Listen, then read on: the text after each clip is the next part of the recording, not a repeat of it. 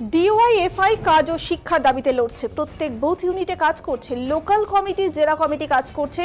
যুবদের কাজের দাবিতে ইস্যুতে রাস্তায় রয়েছে সারাটা বছর। তারা নিজেরা কাজ করছে, যুব সমাজকে আরো বেশি করে নিজেদের সাথে জড়িয়ে নিয়ে তাদের দাবিকে সামনে রেখে আন্দোলনে রয়েছে। এই বয়সটা দুর্নীতি মুক্ত থাকতে চায়, দুর্নীতি মুক্ত সরকার চায়।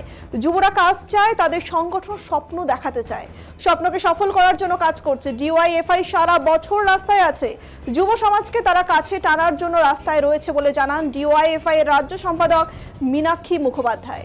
এদিন জলপাইগুড়ি জেলা সিপিআইএম এর সদর দপ্তরে সাংবাদিক সম্মেলনে মীনাক্ষী মুখোপাধ্যায় বলেন, রাজ্য সরকার যে বাজেটে কাজের বিষয়ে কিছুই থাকবে না, তিনি সেটা আগেই বলেছিলেন। জিনিসপত্রের দাম কমানো তো নির্বাচনী প্রতিশ্রুতি ছিল, সেটা কি সরকার ভুলে যাচ্ছে? বাজেটের পেশের পর সরকার কি ভুলে যাচ্ছে, প্রশ্ন তোলেন মীনাক্ষী মুখোপাধ্যায়।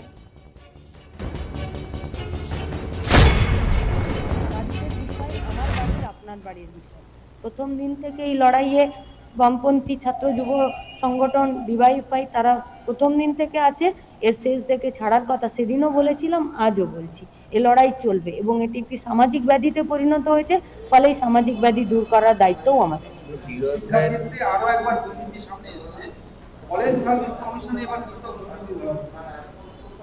তৃণমূল মানেই তো দুর্নীতি, দুর্নীতি ছাড়া তো তৃণমূল কংগ্রেসের সরকার পরিচালিতই হতে পারে না। ফলত যে যে জায়গাগুলো বাকি আছে বা সেইগুলো খুঁজতে হবে, যে কোথায় কোথায় বাকি থাকলো দুর্নীতি।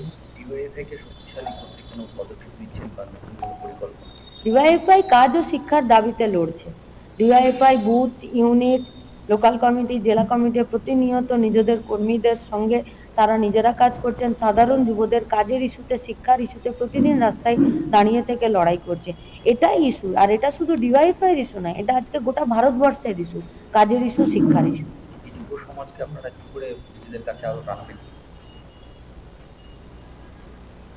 এই বয়সটা কাজ চাই, এই বয়সটা দুর্নীতি মুক্ত থাকতে চাই, এই বয়সটা স্বপ্ন দেখে, স্বপ্ন সফল করে, এই বয়সটা বেড়ে ওঠার জন্য একটা ফেয়ার চান্স চাই।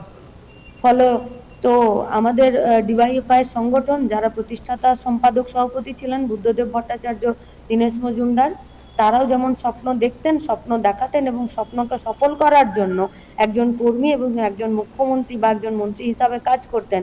সেই স্বপ্ন দেখানো এবং স্বপ্ন সফল করার কাজে ডিওয়াইএফআই আজও আছে। আরো বেশি করে রাস্তায় নামার কর্মসূচি হয়েছে। ডিওয়াইএফআই এমন কোনো একটা দিন নেই যেখানে রাস্তায় নেই।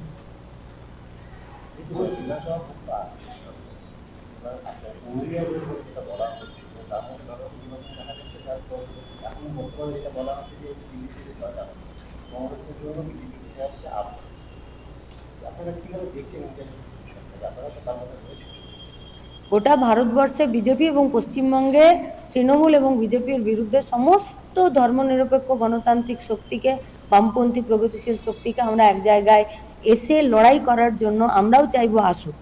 এবং ইন্ডিয়া জোট বা ব্লক বা ইন্ডিয়ার যে তাদের যে প্ল্যাটফর্ম, সেই প্ল্যাটফর্মে রাজনৈতিক দলগুলি আছে। ডিওয়াইএফআই কোনো রাজনৈতিক দল নয়, এটি একটি যুবদের সংগঠন। ফলত সেই বিষয়ে যারা রাজনৈতিক দলের নেতা নেত্রী আছেন তারা নিশ্চিতভাবে বলবেন।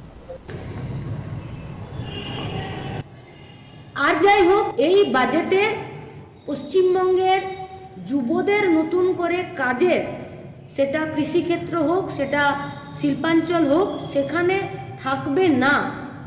এটা আমার আগাম বলে দেওয়াটা নিশ্চিতভাবে ভুল হচ্ছে, কিন্তু আমরা আশা করব যদি আমার এই বলাটাকে ভুল প্রমাণ করে দেয়, ডিওয়াইএফআইয়ের এই সংশয়টাকে যাতে ওনারা ভুল প্রমাণ করে দিতে পারেন। কিন্তু আমরা বিগত 13টা বছরের বাজেট যা দেখলাম, তাতে পশ্চিমবঙ্গের কৃষি থেকে শুরু করে শিল্পাঞ্চলের প্রত্যেকটা দিন বেকার ছাত্র যুবদের তাদের কাজের জায়গাটা প্রতিদিন সংকুচিত হয়েছে। ওই জন্য এ রাজ্যে প্রতিদিন পরিযায়ী শ্রমিক এবং দুর্নীতিতে যুক্ত যুবদের সংখ্যা বাড়ছে। এর দায় পশ্চিমবঙ্গের রাজ্য সরকারকে নিতে হবে।